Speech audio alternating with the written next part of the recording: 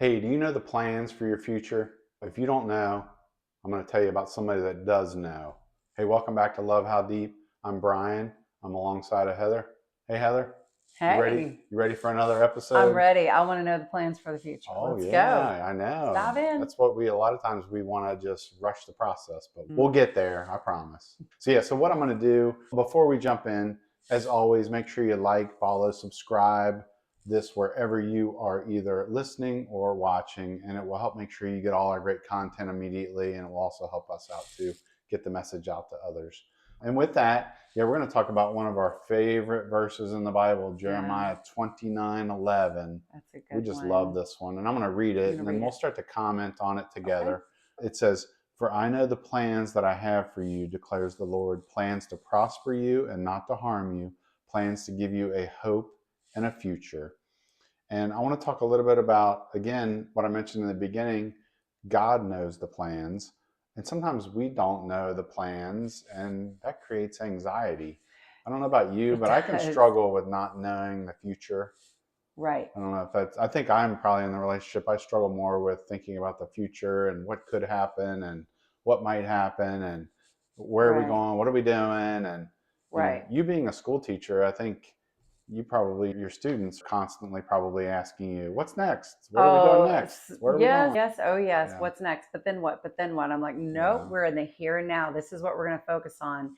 But you're right. You probably think are more future goal oriented than I am just by nature. But I do have those moments where I'm worried about the future and what's going to happen. Just I'm coming through the tail end of some of that drama Mm. recently. Yeah. And there was a lot of anxiety, Yeah. a lot of emotion. Yeah. And the good news is that God knows how this is all going to work out. And as we'll Yes. dive in a little bit more into this verse as we go, Mm-hmm. knowing that He's got it, He knows that He wants what's good for us. But I think, Right. just again, even if He didn't tell us the rest of this verse, just knowing that He's the one that knows the plans gives me a little bit of peace of mind. And Yeah. I would think your students, hopefully, at the end of the day, knowing that the plan, I don't know, maybe for children it doesn't They're create any they're peace they're within works in them. progress. They're learning. Right. Yes. Yeah. Yeah. Yeah. All right. The next part I wanted to focus on is that it talks about how this is what the Lord declares, meaning declares is not, it's not that He thinks this is the case, it's not that He assumes this, or it's not that He, again, maybe this will happen. No, He's declaring it. And when I hear the word declare, it means it's like, and it is so. That's So true. there's a Yeah. He's saying it is confidence. so. Yes. Yeah. I like that word with confidence. Yeah. Yeah, there's hopefully a That we can have confidence. confidence in what he's saying. That's right. I like Yeah, that. yeah. The other part I wanted to focus on is where he talks about plans to prosper. Mm. And prosper means to succeed, get ahead, move forward, flourish.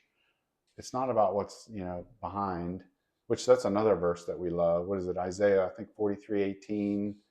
Forget the former things. Do Don't not worry dwell about on the those things. past. Don't dwell in the I'm past. doing a new thing. Exactly. Again, when I think about prosper, again, that's all about what's in the future. Right. And just like we like to talk about, is that we have to be careful and not want our own things or all. This means that God is going to give us a financial windfall, and Yeah. Because that word prosper, we think of money that we're going to, yeah, like come into a gigantic windfall of some sort financially.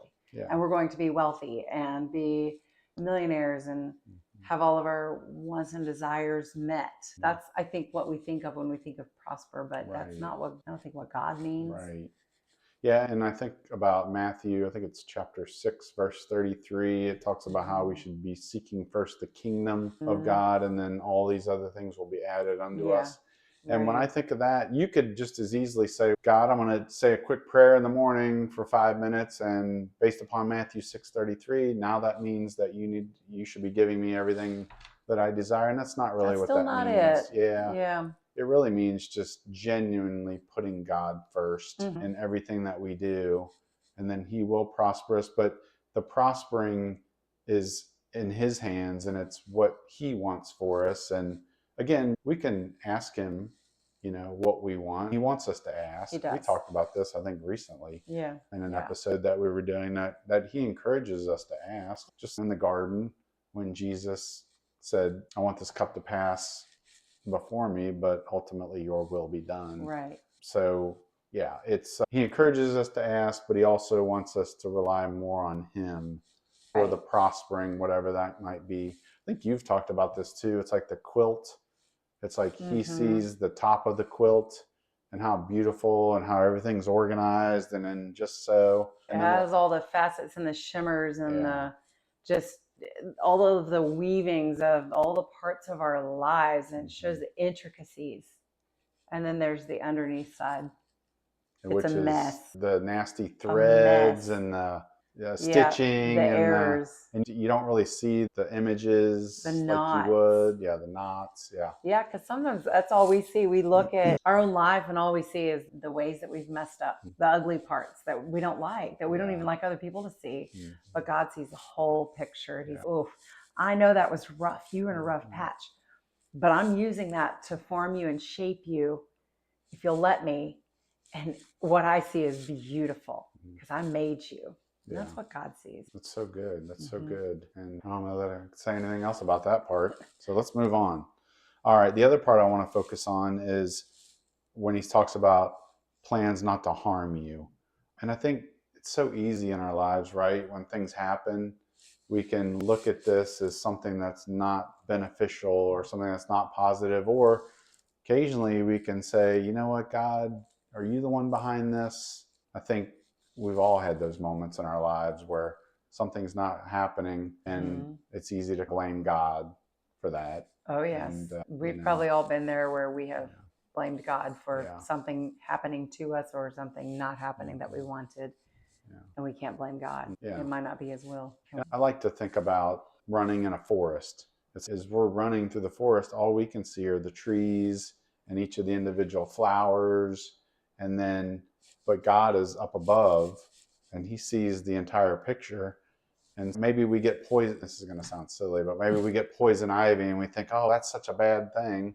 Maybe later in life, now that we've had poison ivy, we can help somebody else that's had poison ivy know that, hey, it's going to be okay. It's going to run its course. It's going to be. I know what to do. Yeah. Go to the doctor or whatever it might be. Yeah. Yeah. So anyway. Yep.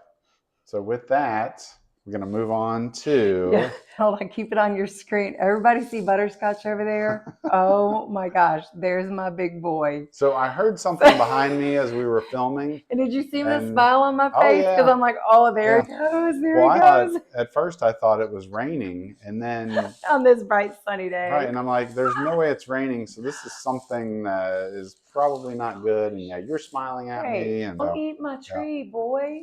Oh my goodness. That's all right. That's the joys of having kitties. Now we have a second one, but he's a kitten, and we don't dare bring him in here because the cameras would probably get knocked over. Yeah. He was sleeping when we recorded the first two, and then he got evicted. That's right. So he's upstairs meowing. Bless his heart. All right. And now Butterscotch. Well, let's wrap this up, and hopefully you won't be too distracted by our friend back there. No. But the last part of it is a hope and a future. God's giving us a hope and a future. And this isn't a hope. A lot of times we think of worldly hope as in this is, and you're smiling at me, so this is making this more difficult. Sorry, there he goes again. Yeah, I think he knows we're recording. He knows that we've got something we need to do. Okay. But all right, back to it. Go lay down. All right. So a worldly hope is one in which I hope this happens. I think it's going to happen. I want it to happen, but I don't know. I'm not sure. I hope I get a raise. Maybe it won't. Maybe it will. No, the biblical hope means that this is assuredly, this is going to happen. And I believe it. And I know it's true, and I know it's going to happen. So is it like an expectation? I expect that this will happen. That's probably a better way to say it. Because it's from God. An expectation. An expectation. Yeah, that's good. That's good. And again, it's not about I'm expecting and I know that I'm going to get the convertible or the big mansion or whatever, but it's just if you're aligned with God and what his will is for you, then you can take it to the bank that whatever you and he have worked on together, it's going to happen. Yeah, I expect that he will take care of me. Yeah. So with that, hope that Jeremiah 29 has provided you just some positivity in your marriage. And if it's not going right now, I would highly encourage you both to take a look at this passage, because again, maybe right now it doesn't feel good and things aren't Mm-hmm. going well. But again, if you can both put your heart and soul and mind into what God has for you, this passage says that He is going to prosper you. He's not going to harm you, and that you can have a hope and a future. Yeah. That's good. Yeah. There's peace and comfort in that verse. That's right. So, with that, thank you so much for joining us. We've got all kinds of great resources on our website. Make sure you go to lovehowdeep.com, check out everything that we've got to offer. And thanks so much for tuning in, and we will see you next time. Take care.